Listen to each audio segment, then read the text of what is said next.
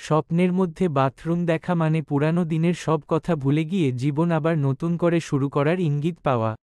স্বপ্নের মধ্যে নোংরা খারাপ বাথরুম দেখা মানে বুঝবেন, আপনি যতই ভালো কাজ করেন না কেন, আপনার আশেপাশের লোকজন আপনাকে ভুল প্রমাণিত করে দোষী সাব্যস্ত করবেই। স্বপ্নের মধ্যে বাথরুম তৈরি করতে দেখলে ব্যবসায় উন্নতি ও কর্মক্ষেত্রে উন্নতি বোঝায়। পরিষ্কার ও বড় বাথরুম দেখলে বুঝবেন, স্বপ্নদ্রষ্টার পরিবারের সদস্যদের মধ্যে সদ্ভাব বজায় থাকবে। স্বপ্নের মধ্যে বাথরুমে স্নান করতে দেখলে ঝুটঝামেলা থেকে মুক্তি হবে এমন বোঝায়। বাথরুম অপরিষ্কার দেখলে এটাও বোঝায় যে বাড়ির মহিলা ও পুরুষ সদস্যরা আপনার কথার অবাধ্য হবে। কারোর চরিত্রে দাগ আসতে পারে।